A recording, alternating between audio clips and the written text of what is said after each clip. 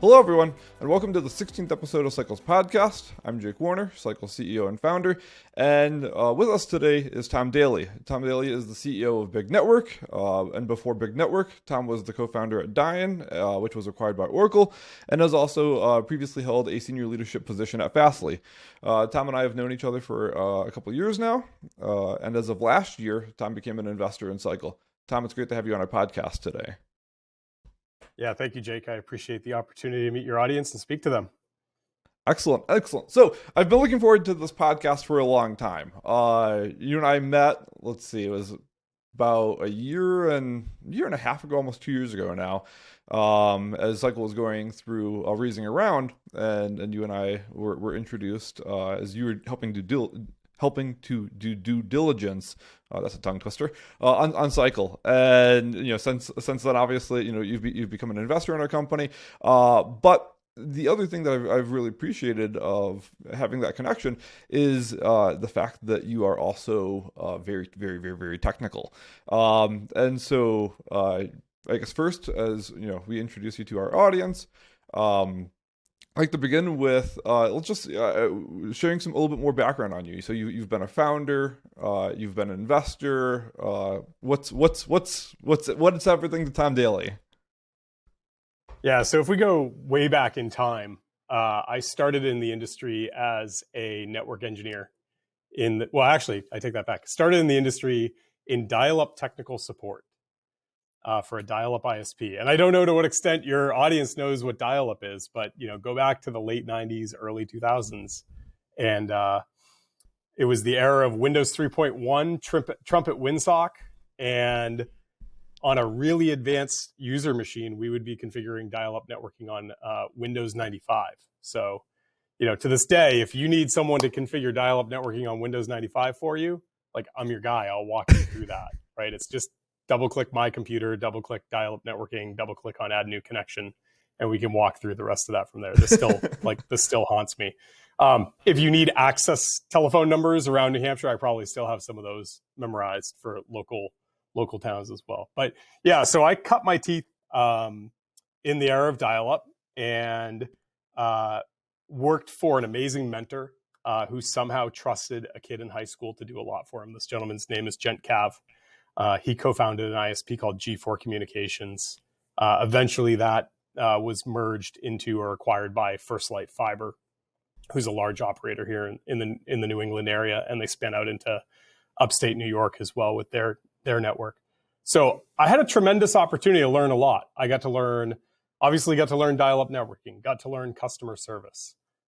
Gent trusted me to migrate the company's billing system from a bunch of flat files and CGI scripts to a SQL-backed database system. I have no idea why he trusted a kid in high school to do this for him, but we did it. And we brought a lot of automation along the way. So we were now, provisioning users and Radius servers in an automated fashion.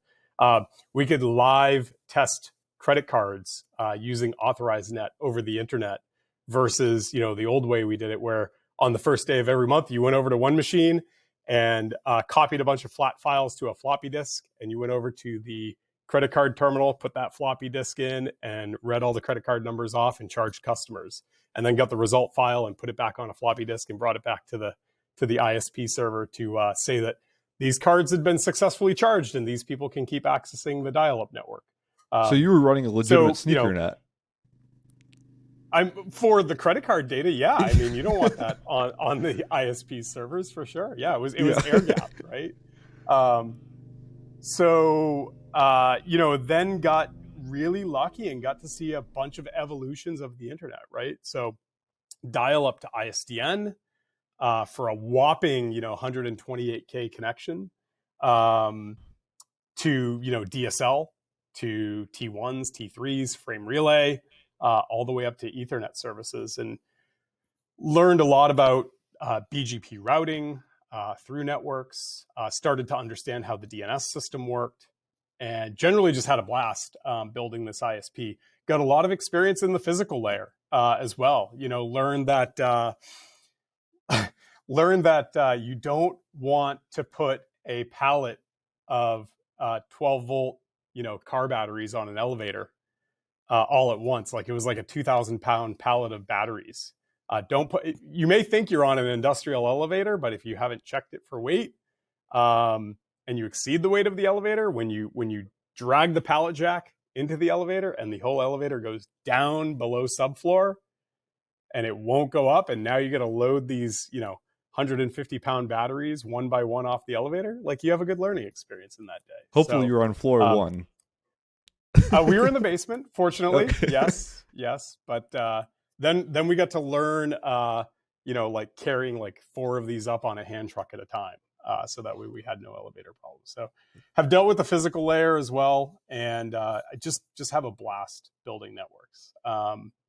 Along the way, connected up with the team at Dyn DNS back in the day. Tim Wild, Chris Reinhardt, Jeremy Hitchcock. And had the excitement of building a software company in the service provider space. Dyn DNS was deployed to well over 300,000 subscribers across the world at base levels. We built the dynamic DNS functionality. We built custom DNS so that way you could bring your own domain name instead of using one of our domain names. We bootstrapped that company and spent a bunch of time building add-on products to the DNS. So we had, email delivery and email relay services, store and forward. We could be your backup MX provider if you wanted. We built one of the very first, external synthetic network monitoring products before the likes of, Thousand Eyes and Catchpoint ever existed in our industry. And we even got into hosting virtual machines for a period of time on a platform we called the Spring Server. And it was hard and it wasn't our DNS roots. And we weren't really sure if this cloud thing was going to take off because we didn't call it cloud. But we were one of the very first VM providers out there. We're like, this really isn't a thing. We're going to pass. Let's go back to our DNS roots. So we missed offering cloud. Were you using like a raw like libvirt setup or was it this more was like like packaged Linux like with servers, KVM or something? No, it was libvirt. Yeah. It was wild. Excellent. So we ultimately decided to double down on our roots. We had some customers, really interesting evolution. Britling Watches, the watch company, high-end watch manufacturer, and I think the other was Anadarko Petroleum, both approached us and said, hey, we have a problem. We love your product. We love your service offering, but our CFOs don't trust you to provide our enterprise DNS for $24.95 a year. Because that's what we were charging at the time for all of your authoritative DNS with a web portal and API. So what they said is like, hey, do you think you could take like that $24.95 a year and turn it into like $24.95 a month for us? And like just put it maybe on a different website, call it enterprise, because we really don't want to have to go to the competition. Like we don't like them very much. We don't think their features are as good. They charge way too much. So just like take $24.95 a year and make it $24.95 a month. And being good engineers, we said, yeah, no way, we're not doing that. We re-platformed all of Dyn DNS into the Dynect managed DNS platform. We built out 15 Anycast sites across the world, rolled out a whole new API, whole new data replication engine, and showed up to those customers and said, well, do you want this instead? It took us like a year and a half. And they were like, no, we just wanted you to change your pricing. And we're like, no, we re-architected the entire platform for you. It's amazing. Here you go. Did they end up becoming customers? They became customers. They became early customers of the Dynect managed DNS platform. But Dynect grew. I mean, it was a phenomenal platform. We had the likes of, Salesforce, Netflix, and Twitter on the Dynect platform. So it has served a significant amount of internet traffic. It was eventually acquired by Oracle in 2016. And to this day, I mean, it's almost 2023 and Oracle is still running elements of the Dynect platform for their DNS services. They just migrated the authoritative name servers away from AS33517. Long live AS33517. We're going to miss you. And onto their own network backbone. So, Dyn was super fun, small company, 150 people, amazing environment down in the mill yard of Manchester, which is just north of where I sit today. And, but I wanted to do something a little bit bigger and eventually joined the team at Fastly. And Fastly got into the world of content delivery, founded by a gentleman by the name of Artur Bergman. He was the chief technology officer at Wikia. So everyone knows Wikipedia, it's the public wiki site, the public encyclopedia, but there's actually a for-profit side to that business, and that's called Wikia. And it's a wiki hosting website. So anyone that wants a wiki for any reason can go get a hosted wiki by at the time, Artur and his team. This has since evolved into the site called Fandom. And Artur had a challenge, huge challenge in front of him. So, if you think about what a wiki is, it's highly cacheable content. Like it's, amazing to get onto a CDN, a content delivery network, because the content doesn't change very often. Yeah. So you could put that on, somebody's caching network all over the world. The problem is that when it does need to change, you need to push that new content into the cache as quickly as possible. And there's really two ways, even in 2022, to do that, to signal that to a CDN as the origin. So the first option is you set a time to live on your content, which is just an HTTP header that you respond back with say, hey, please cache this for 60 seconds. Please cache this for an hour. Please cache this for a day. Or many CDNs support a purge verb in HTTP. And you can send that purge verb out as the origin, and it will refresh the cache. The challenge with this is, the lower you drop the TTL, the more load you have on your origin, right? The higher you raise this TTL, the less often the CDN is going to come check in for fresh content. And at the time, this was all the way back in 2012, issuing the purge verb on the CDNs that were out there was like, the fastest network was like a 15-minute global purge, and the average was like a day. And Artur just said, this isn't good enough, and designed a new CDN with a sub-second purging system, which, fixed his problems at Fastly and opened up the opportunity for someone like me to join to help build a very, very large global infrastructure. So over 6 years, we built 75 global points of presence and over 100 terabits of connected edge capacity to that network. So that was a blast. Few Super Bowls, Prince passing on, and having a very major role in a variety of web assets for the finale of Game of Thrones. Probably my most favorite evening in watching, the internet do its thing. So it was an absolute blast.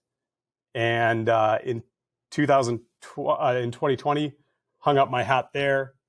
Decided to do a couple years tour of angel investments, and that's where I got to meet you.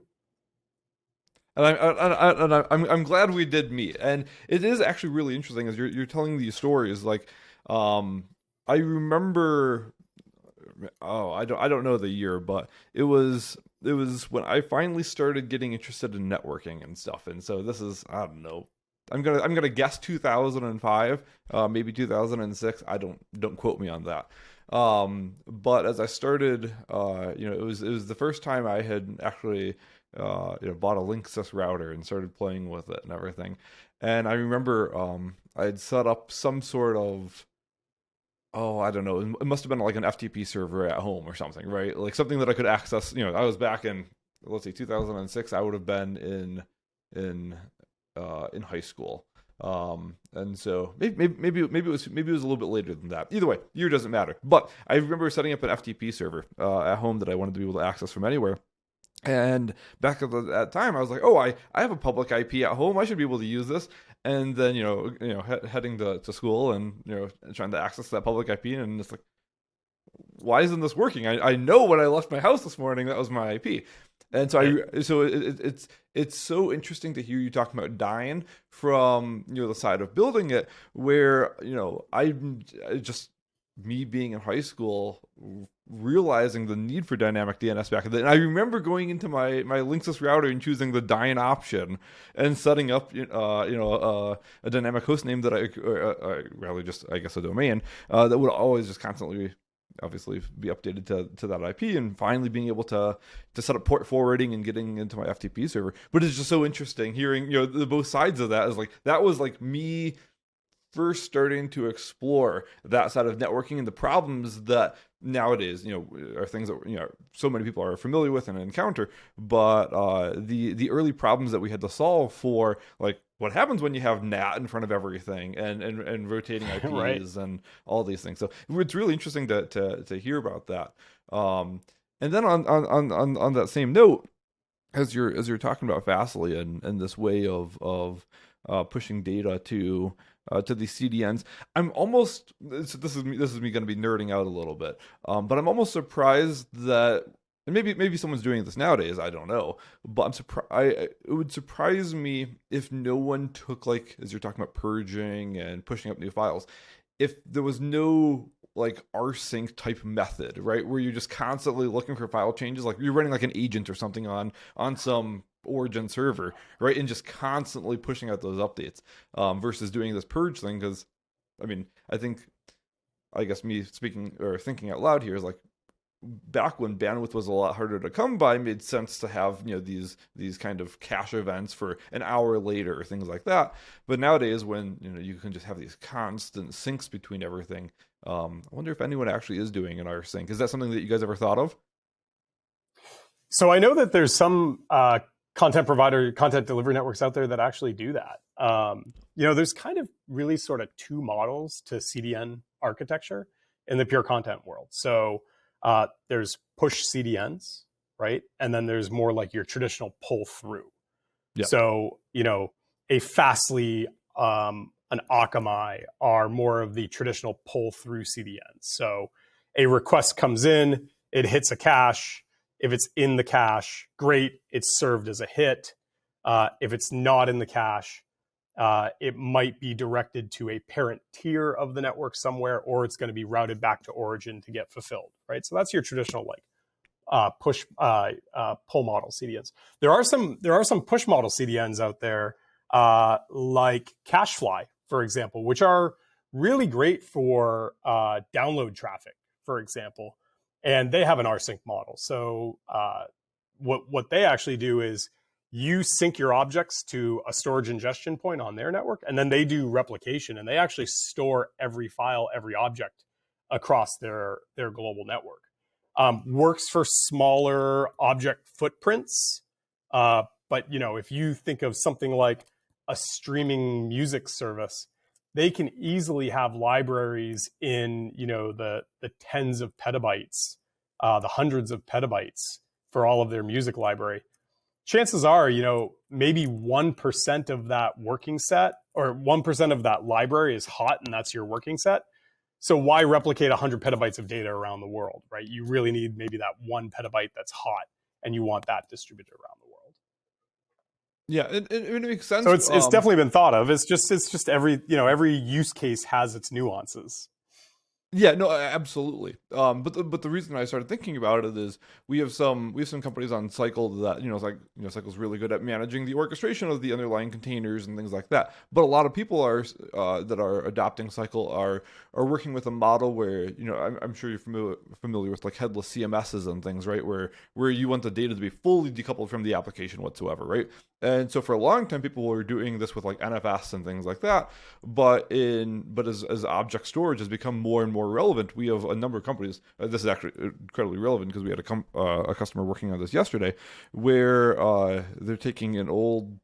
This is like a legacy application that they're migrating, but instead of just writing to a local disk or writing to an NFS mount, they're just treating everything as object storage in the cloud. And just when a file upload comes in, it's almost just a pass through their front end to not necessarily a CDN, but an object store. But the whole idea being there that I wonder how many people are are syncing those types of things and just having that native integration. Which, I mean, I guess to the point that you already made, if you're having that like source of truth be somewhere within the CDN and they're just replicating it on their own, solves a lot of those problems while still kind of giving a single endpoint for users to accomplish that. So kind of really interesting how all those different things happen. So kind of a nerdy question. We had Backblaze on the podcast a few months ago, and I asked a question along the lines that was, how much data are you ingressing on an hourly basis or something? And I know you haven't been in Fastly for what, 2 or 3 years now. Yeah, about 2 years now, right? Yeah, about 2 years. So as you talk about the Super Bowl and things, like what everyone has their different definition of scale. What was Fastly's type scale? If you can remember, I know it's probably one of those things that is like kind of a toss away point, but curious how much, as you talk about the Super Bowl and these things, how much like scale of data were you actually working with? Yeah. So I mean, I know the number. I won't share the number because that's proprietary to Fastly. Okay. But I can give you some sense of things, because one thing that is very neat about Fastly is they're an extremely transparent company. So as you were asking the question, what I did is I went to fastly.com/network-map. Okay. And first of all, they published their overall network capacity as of September 30th, 2022. That's 233 terabits per second of connected capacity. So that's almost like a quarter petabit per second, right? And then if you scroll down on that web page, they actually publish in real time like the aggregate throughput on their network. So you can see this counter, it's bouncing around between like 43.5 terabits per second and performing just a shade under 24 million requests per second. And I won't go into the specifics, but what we learn over time is that the peak over time becomes the average as you grow your customer base. So these numbers are familiar to me, is what I'll say.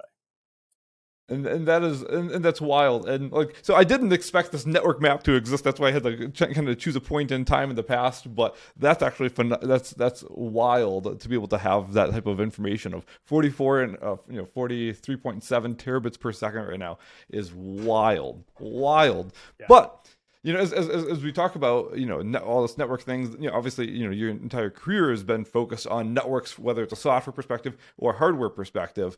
But I guess let's dive into what you're working on now. So you're working on Big Network. What is Big Network?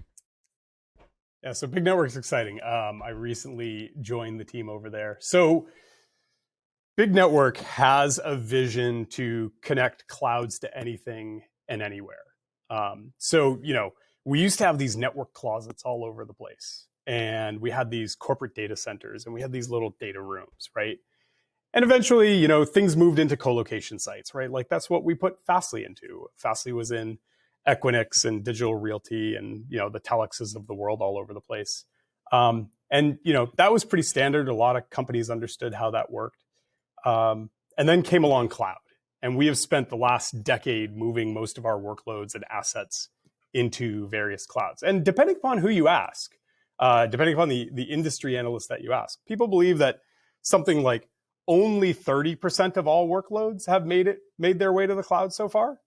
And then I've heard other, quotes that like something like upwards of 60% of all workloads have made their way to a cloud provider. So nonetheless, like there's a vast amount of space in this industry for more things to migrate out of the corporate data center, out of the traditional closet, and into the cloud. At the same time, we have seen this movement from, the cloud providers, the central cloud providers, if you will, out to the edge, right? We have latency sensitive applications, high-speed applications that are, increasingly running on private networks, such as like private 5G LTE deployments that are out there in the world now.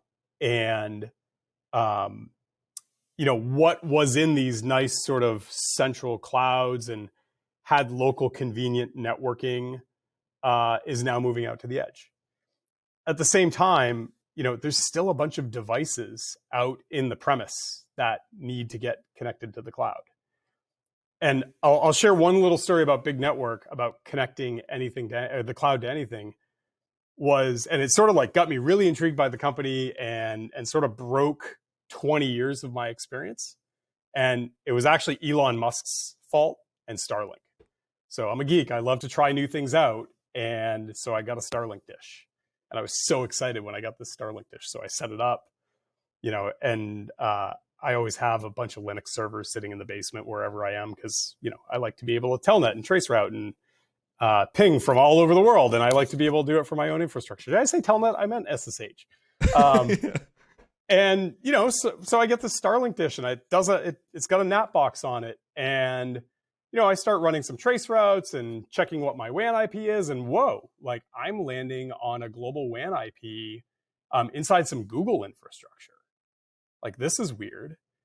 And start digging around and looking at whose IP address space this is. And it's like, wow, Starlink just actually does not have a lot of IPv4 address space based upon a number of their subscribers. Start digging and digging and digging. And oh my gosh, my WAN IP is out of this 100.64/12 block, which if you look that up in the RFCs, is IPv4 space reserved for carrier grade NAT, subscribers behind carrier grade NAT. And so I'm like my entire model is broken because I'm behind this carrier grade NAT with my home internet connection. So no dynamic DNS is going to work because it's not my IP. Even if it did, port forwarding, I'm not in control of port forwarding at the carrier grade NAT box. So forget about even moving on to the next step. I sort of had to change the entire model. So, Googling around late at night and checking out what the latest technologies are. And it's like, go back to the normal toolbox of like, all right, well, where out on the internet do I want to establish some IPsec tunnels? Or where am I going to host an open VPN server? Like, I don't want to do that. And what ports, I can't open ports, so that's not even an option for me. And I end up stumbling on Big Network and I tried it. And it is phenomenal. It's an amazing networking technology. So, think of if Napster was a music sharing app built on a peer-to-peer network, then Big is an Ethernet switch that's built on top of a peer-to-peer network. And so Big provides these peer-to-peer discovery services from our hardware clients and our software clients. So that way, no matter kind of where you're sitting in the network, deep behind NAT, carrier grade NAT, you can punch through and make Ethernet over layer 2 over peer-to-peer work. So we think that there's a missed opportunity in cloud networking, and we're going to go seize that opportunity. And it's the space in between the cloud providers themselves, where there's a lot of good players there, but between the cloud providers themselves and reaching back out into the traditional on-premise infrastructure.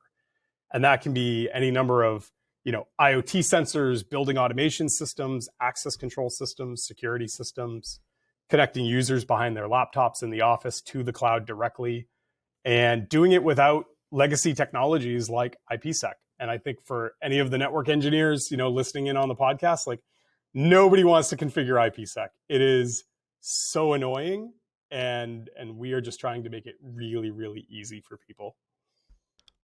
So with as you talk about configuring IPsec and everything, do you remember ever having to configure? I believe it's called Strong Swan or Strong Swan. It was IP. It was key rotation on top of IPsec. I remember having to configure that one time, and to your point, huge headache. But so with Big Network, there's a software component to it and a hardware component to it. Right. So a couple different pieces. The software component, the biggest software component is our control plane. We offer our service, orchestrated from the cloud. So we provide a portal and a public API to our client base, and you can configure all these properties of layer 2 networks via portal or via API. So you can decide who's going to be on the network, both from devices and users. You can control different, things like DHCP pools. You can configure static routing. You can do some recursive DNS manipulation. Variety of options that you can control. Then, once you've sort of instantiated what we call a cloud network, and just think of that as like an internet scale layer 2 domain. Once you've instantiated that cloud network, now you can start attaching things to it. And there's a number of things that you can attach. We have client softwares for Windows, Mac, Linux, iOS, and Android. And so those will join cloud networks at layer 3. And so you can build private networks, say, from your laptop to your iPhone, wherever they are in the world. You could do that for your distributed team. So if you wanted to bring back, maybe you were running a team of software engineers. When we're all sitting in an office, we were on a local LAN. It was pretty cool. Like the way, I would develop with my partners at Dyn would be like, hey, I'm running an HTTP server at, 10.10.10.10. Like, please come demo what I've been working on. Like in the work from home world, that doesn't work anymore. And there's a whole bunch of like funny things that we're doing to our networks to make that happen. I mean, there's a bunch of people innovating in this space with SSH tunnels or I should say reverse SSH tunnels, various takes on other tunneling technologies, just trying to make this easy. And you can do that with Big today. One of the places that we think sets us apart is we are brave enough to delve into the world of hardware. And most folks for the past, 5-10 years of the world have stayed away from hardware because hardware is hard. So we actually make a couple different devices that bridge normal Ethernet networks onto cloud networks. One of them we call Edge Lite. So I have a raw one here. It doesn't have our sticker on it yet, but it's a beautiful ARM-based processor with a built-in heatsink. So this is one solid piece of aluminum, 2 Ethernet ports, 1 LAN, 1 WAN. And you can use this in remote access applications all over the place. It's powered off of USB-C, so very low power footprint. Bring in any number of power supplies that you want, fully cloud managed, and bridges traditional Ethernet networks to cloud networks. This can be used for remote access in the data center. So if you wanted to set up an out-of-band network, you would put the devices that you want to have remote control over off the LAN segment. Or if you wanted to use this as an access gateway to the cloud, you could put our software up in a cloud provider. And maybe you might be plugging something like a voice over IP telephone into the LAN port and securely tunneling up to the cloud, to your cloud PBX. You might put video surveillance cameras. You might put an access control system behind here. There's just a number of options. And then for folks who want something a little bit bigger, we also have our larger multi-port model. So this is 6 gig ports and 2 combo 10 gig ports available on the platform. We are also very, very close to reaching a beta period with some VM packaged gateways.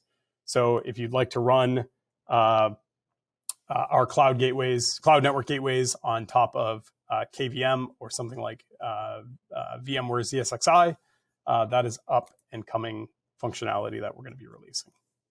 But it's this point of from the cloud to the edge, let's make connectivity simple at every layer.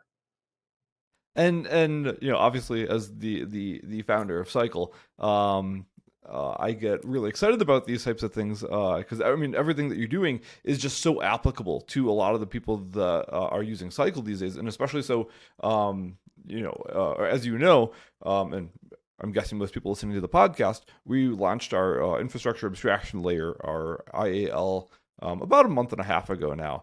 And so the IAL allows people to connect Cycle to, we've always had our native integrations with AWS, Vultr, Equinix Metal, etc. But with the IAL now, companies can come to Cycle and connect infrastructure wherever it is. In fact, we actually have a couple proof of concepts running right now with some companies. Unfortunately, we can't dive into the names of them on the podcast, but we have some proof of concepts running where companies now are running Cycle in their own data centers. And so it's just being the excitement of being able to reach a point someday where we can throw big networks devices in front or behind of those servers, and then also link those up to maybe an AWS account or something, and have that as a seamless network as you're describing, there's just so much power there, and there's so many issues that can help mitigate. Because as you're talking about out of band servers, right? Like Cycle, as CycleOS starts up, it always tries to find an out of band network that it can use to build all these connections, right? And if someone's running something on premises and they're also running something on AWS at the same time, like unless you're setting up cross connects and all these other things, that's a whole complex process. And so the exciting thing is with Big Network, that's a problem that you're making very, very, very easy to solve. And so with Big Network and this flat network that it helps produce, does it offer encryption as part of that? It does, yeah. So we have a key distribution system, private public key distribution system. It's all based on AES 256-bit encryption. It forms a full mesh of tunnels automatically. You don't have to go form that full mesh of tunnels like you do with IPsec, which ends up getting into like the tunnel scaling problem, right? So you end up getting this non-geometric or more than geometric sequence scaling scheme that you have to get into when you're manually configuring the tunnels yourself. And yeah, everything is secured AES 256. Excellent. And so, in terms of with the devices and software that you have, is that something that the public can now try out? Do you have a beta period open? Like if someone is listening to the podcast and they want to try it out, how could they? Yeah, anyone can go to our website, which is just bignetwork.com. There is a sign up button on the top right, and you can get a free trial for your devices.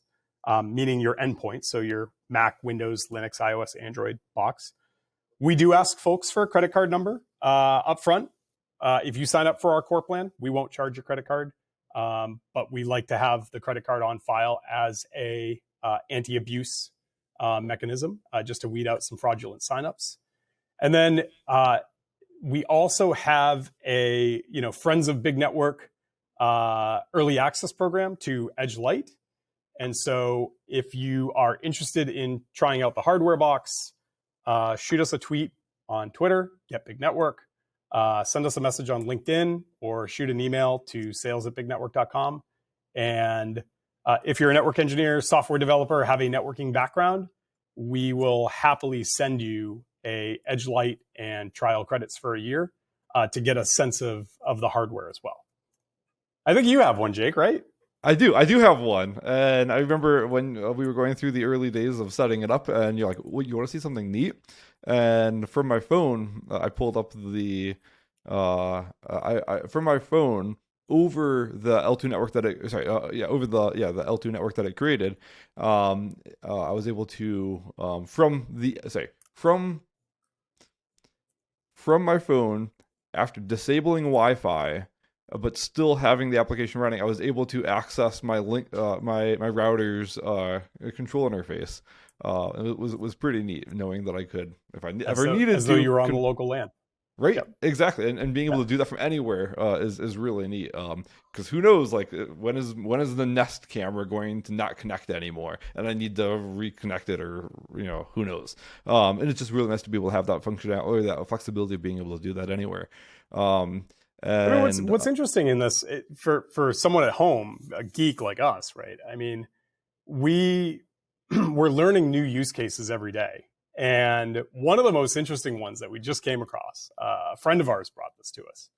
There's a lot of devices that, have some sort of cloud for user control, right? Like, your Nest thermostat uses Google Cloud and exposes a beautiful app so you can control your thermostat. But there's some out there that we found, and one of the most interesting ones is the Roku TV streamer.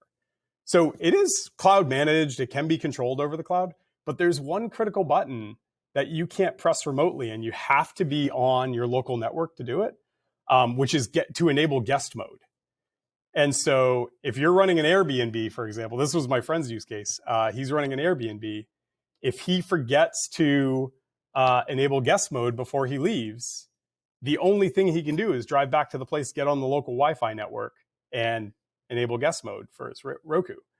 And we were like, no. Like, let's show you Big Network. Let's show you how you get, tunneled L2 access in with absolutely no changes to your firewall, no dynamic DNS, like no port forwarding. It's super, super easy. And like just turned on Roku's guest mode like that remotely.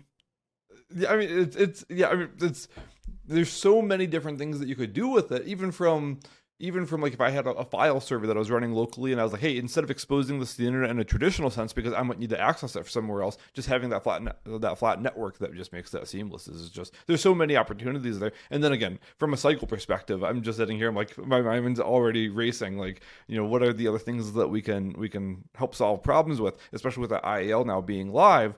We've had more and more companies coming to us recently saying, hey, we have this on-premises infrastructure. We want to gain the capabilities of a traditional cloud, but we still want to own this infrastructure. Actually, that's a question I want to pose to you. So with Cycle, we actually have more bare metal running on the platform today than virtual machines. And we're seeing more and more companies switch back to bare metal. Not necessarily throwing it in their closet, but switching back to bare metal. Is that something that you've been seeing in the industry as well? I mean, I've been seeing it and living it, right? I mean, you take an infrastructure like Dyn, or you take an infrastructure like Fastly, and even to a certain extent, an infrastructure like Big. What we're operating on the background, and there are a whole bunch of elements of our system and stack that make a ton of sense. Put it in a cloud provider, like just do it. Don't try to run it yourself. But if you think about a 100 terabit per second caching CDN network. From an economic standpoint, that does not make sense to put in any cloud provider. I mean, you'll just get eaten alive on bandwidth egress charges. And when you're running these large global infrastructures, you want to be in control of things like your network and your transit relationships and your peering interconnection relationships and what you might be doing with something like a private backbone.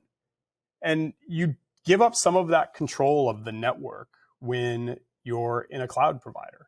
So, I think that, everything sort of comes around, right, in our industry. It was mainframes and then it was client server. And if you think of the cloud, it's kind of mainframey again. I mean, I think we've seen a bunch of stuff move to the cloud, and there's a bunch of workloads that are going to stay there because they just make sense to be up in a cloud provider. But there's going to be workloads that come back out, right? And it's those workloads that are specific and niche. They have specific hardware requirements. They have specific topology or network requirements. And, it's my belief that the cloud providers from a network standpoint are never going to play nicely with one another because that's their moat. And so, or a lot of their moat is the network. And so let's figure out how to abstract that moat and make it easy to get over, give everybody a drawbridge over the moat, no matter where they're trying to place their infrastructure. And so I think that, hybrid cloud is up and coming, and it's going to be here to stay for a long time. And it's probably for a good while the right way to do everything. And I fully agree. Like, I think I mentioned it to you before, but more than 60% of Cycle's customers are using multi-cloud or hybrid cloud today in some sense, right? And it's really interesting because, you hit on the points about performance, but the other thing that we're seeing is at least with platforms like Cycle, is the increased density on these bare metal servers, right? Like if you go over to AWS and you say, hey, I need a server with 20 gigabytes of RAM or whatever, you might get the server that has 20 gigabytes of RAM, but you might get like 5 vCPUs in it, right? So you're getting maybe 1.15 or 125, physical cores, and you're paying $500, $600 a month for it. Where there's some of these infrastructure as service providers now that are offering bare metal, where, take Vultr, for example. With Vultr, they have a server right now that has 32 gigs of RAM. I believe it's 8 physical cores for $122 a month, right? And amazing. You go over to AWS and, for those types of resources in a VM, you're going to pay 10x the price. And so it's one of those things that I think people have been afraid of bare metal after adapting to the cloud because they're so used to like, ooh, I can scale up and scale down and everything. But, as time goes on, we're seeing more and more companies starting to, adopt a lot of this bare metal, even if it's in an infrastructure as a service like provider, just because there's, again, if you can get that increased density, you can get that performance, as you mentioned. There's just so many wins that you can get there that it's like, I don't know. a few years ago, Cycle as a company, we were running most of our stuff on VMs in a traditional cloud. But now today, we run more in bare metal, still in these cloud providers, or maybe not, maybe cloud provider is the wrong term, but these infrastructure as a service providers, we're running more bare metal in them than we are VMs now, and then our customers are the same. So it's just really interesting seeing that progression had happened. And one of the things that you and I have talked about previously, and I think I mentioned it on a podcast before, but we always see that pendulum, right? Where you're always switching between simplicity and customizability. And it always, almost about every 7 years, is flipping back and forth, right? And like even right now within the container orchestration space, right? You have, for the last, 5-6 years, you've had all these people switching over to Kubernetes because they want that customizability. But through a lot of the conversations we're having, we're seeing that pendulum starting to swing back the other way towards simplicity. People are saying, I don't need to be able to customize 1,000 different things. I just need to be able to customize these things. And I think that kind of aligning that with bare metal or even with what you're building with big network, it's like, yes, I want that customizability, but more important is I want that simplicity. I want to be able to just plug in these devices and go. And it's just one of these things that is just really interesting to see happen within the industry. Oh, 100%. I mean, I think, bare metal for a period of time as cloud was adopting. Like bare metal meant the traditional on-premise data center or the traditional co-location site. And it was a dirty word, right? Like we didn't have DevOps. We didn't have SRE. We had developers and sysadmins, right? And developers wanted to induce change into the system, and sysadmins wanted to prevent change in the system because, they didn't want things breaking. And here comes the cloud, which, empowers developers to like swipe a credit card and get an infrastructure that they're in complete control of without, the places we started where it was like, you want a server, like, get out a floppy disk or get out the CD-ROM or get out a USB drive. Like you're walking downstairs into the cold, air-conditioned data hall, right? And, there's this whole generation of developers that, for better or for worse, like the start of a server for them is some API command or some CLI tool. Like I am not a developer, let's be clear, but like for many of my years, my starting point for a new server was something like knife EC2 create, right? That's how I got a server for a period of time. And that became so de facto, so understood that we were going to get our infrastructure via API and command line that, I think the concept, and you just can't really do that with bare metal, right? You can't. But we've had so many infrastructure as a service providers or bare metal as a service providers come up and provide that level of abstraction to the actual hardware now, where bare metal is very much real, capable, extremely customizable, and powerful. Yeah, and as I mentioned, it's nice that you're seeing that in the industry, or not just seeing it, but living it as well. Because for a while now we've been seeing that, and it's one of those things where when I bring that up to people, there's a lot of people that are like, really, like you're not just going to throw everything at EC2 instances? And I'm like, no, like there's a better and more efficient way of doing these things. So it is interesting that you're encountering that as well. But I think there's a time. I think there's a time and a place for everything. If you're going to build some social app, right? Like, and you're starting out as a company, you got your first $3 to $5 million of Series seed funding, and you're going to put that to work and build your app. Like, I think you're crazy not to go build it inside one of the cloud providers, right? Because it just gives you so much foundational infrastructure so fast. The problem comes when you're doing massive levels of scaling inside the cloud, and you can't see. Well, you can see, but you can't control the inefficiencies that end up existing. And that's where, adopting or at least having a plan and an architecture that allows a hybridized approach early on is important.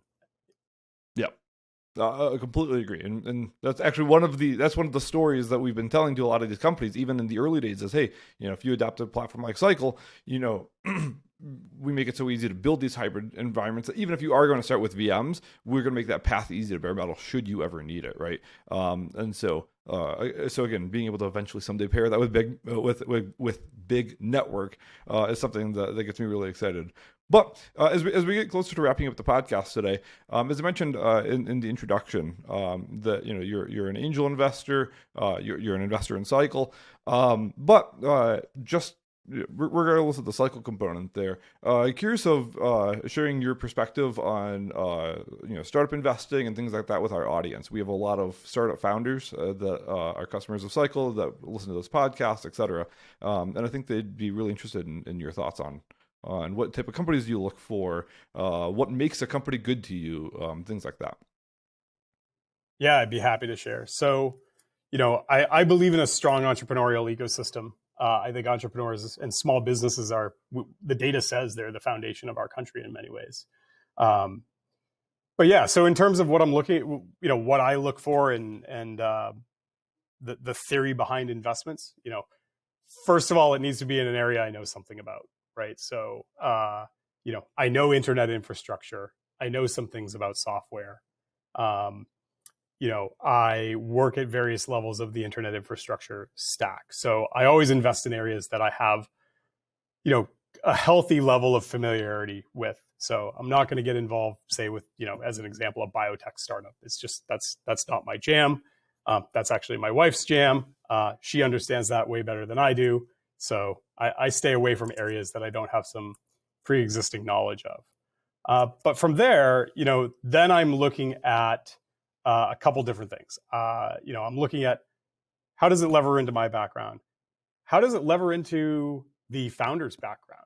Have they lived the problem that they're trying to solve in some way? So, a lot of people talk about product market fit. There's this pre-stage to that, which I would call founder market fit. And I think that industry or that term has been making its way around the venture capital community.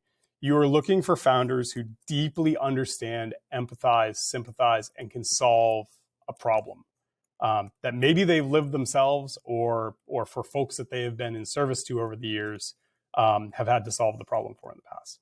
Some of my favorite founder profiles are folks who are in the professional services world, and they have become an expert in their field, whether it be I'll give you an example. Will Mitchell is the founder and CEO of a startup called Vetro Fiber Map. He is a GIS expert that specialized in providing GIS consultancy for people building fiber to the home networks. And it turns out when you're building fiber to the home, you need a lot of GIS systems to support that, to figure out where you should deploy, how you should structure your fiber cable, whether it's underground or on a pole, and then use a lot of GIS data to operate your network. When there's a fiber cut, there's these things called OTDRs, optical time domain reflectometers, that will help you locate in distance where a fiber break is, right? Well, if you're standing at the data center head end and it says, hey, the fiber break is 30 kilometers out, if you don't have good GIS data, guess what you do? You jump in a truck and you start driving along until you find the car into the telephone pole, sadly. And, when unfortunately it's a drunk hunter that has decided to take shots with their rifle at your fiber cable because it's fun, it's pretty hard to see that from a vehicle.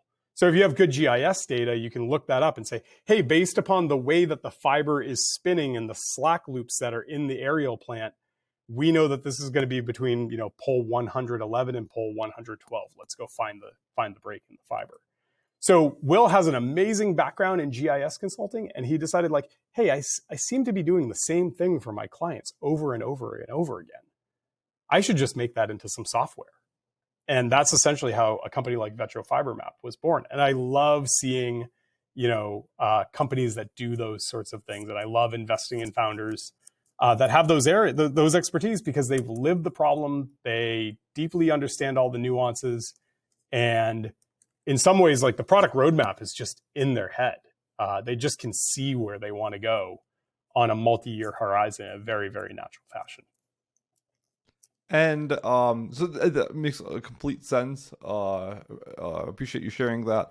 But I have one final question. So with the companies that you're invested in, you're invested. So you shared a story with me a few months ago, and you shared a story with me about you were getting ready to, you were, or not, sorry, one of the startups that you had invested in was getting ready to, uh, it was either dig a tunnel or bury some sort of line underneath a river. Can you dive into that? Yeah, happily. So a few years ago now, I got involved with a gentleman by the name of Josh Snowhorn. He is now he is the founder and CEO of a company called Quantum Loophole.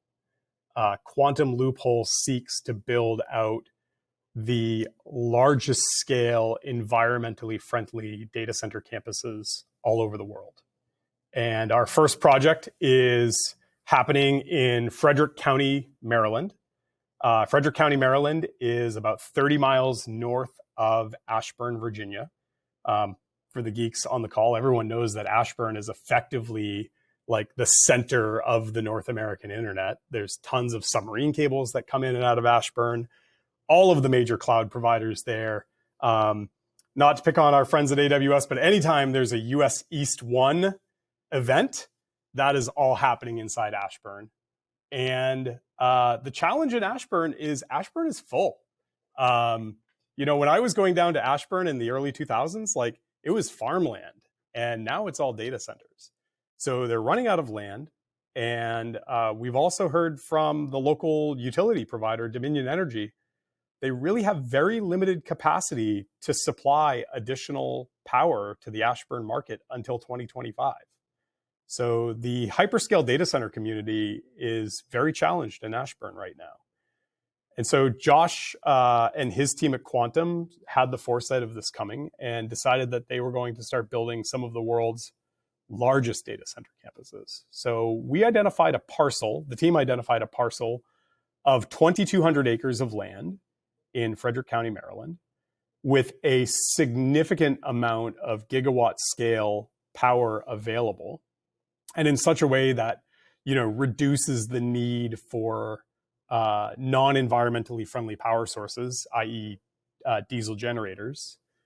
The problem in Frederick was that there just isn't that much fiber there. Ashburn is 30 miles away, and we just did not see a way to get the traditional means for middle mile connectivity up into Frederick. So the good news is the team at Quantum is very diverse, and not only do they understand dirt and power and water and sewer and buildings and powered shells, but they also understand fiber. And so Josh and his team set out to build one of the world's largest middle mile networks. 235,000 strands of fiber from Loudoun County, Virginia, up to Frederick County, Maryland. But with one big problem. And the big problem is that all the interstate bridges across the Potomac River that you would normally hang fiber from are completely full. So the Department of Transportation in Virginia, Department of Transportation in Maryland say, nope, no more attachments for fiber infrastructure to our bridges. There is too much weight. And in recent history, there hasn't been a significant fiber crossing across the Potomac for infrastructure in many years. So we couldn't go over it, so we decided to go under it. And you can go check out our LinkedIn page. Our drilling machines are hard at work.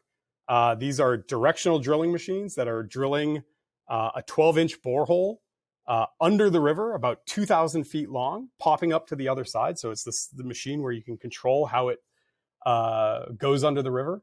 And once we get that 12-inch bore through, we then attach another device called a back reamer, and we pull that back from a pilot to 12 inches.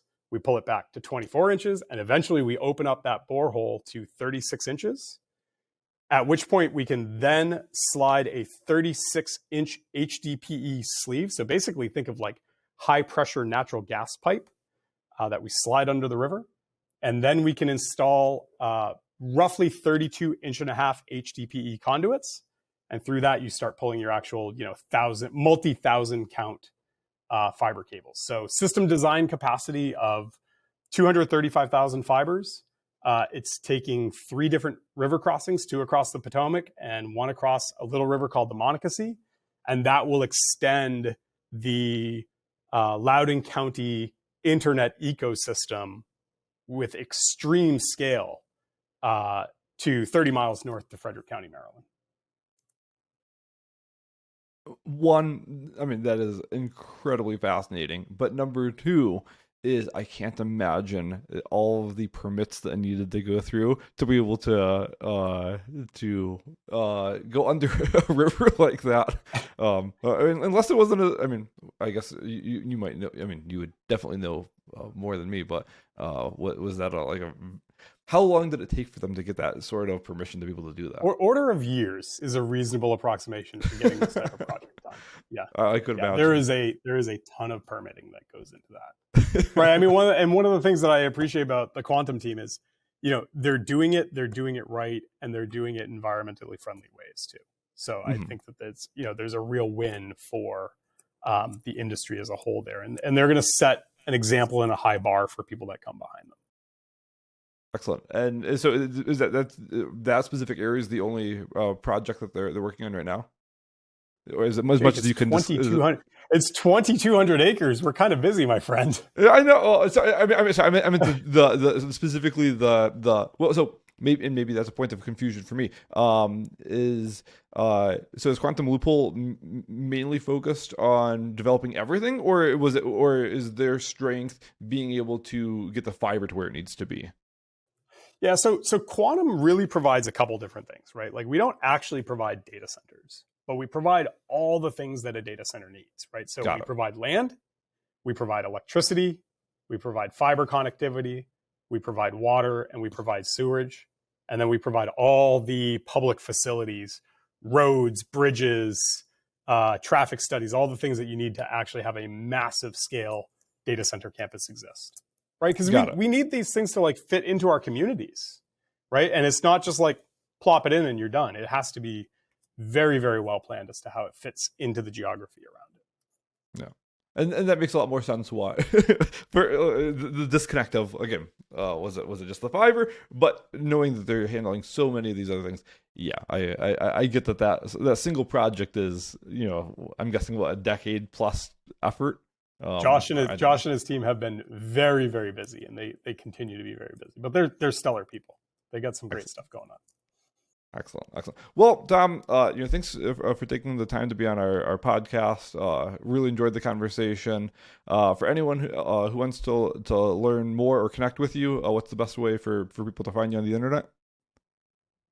So let's see. LinkedIn is probably my favorite. So just search for Thomas Daly on LinkedIn. Hit up Big Network on Twitter at the handle @GetBigNetwork, or pop onto our website and send us a note, bignetwork.com. Excellent. Well, thank you again, Tom. It was great. Oh, thank you for having me, Jake. It was great to talk to you and talk to your audience. For anyone who's interested in finding more of our podcasts, all these podcasts are hosted on Cycle.io, our website. You can also find them on YouTube. You can find them on Spotify, Apple Podcasts, and I believe Google Podcasts as well. We've had about a 4-month window where we had recently paused on podcasts, but starting with this podcast, the goal is to ramp podcasts back up and continue them monthly. So thanks for listening, and check us out on Cycle.io, and there you go.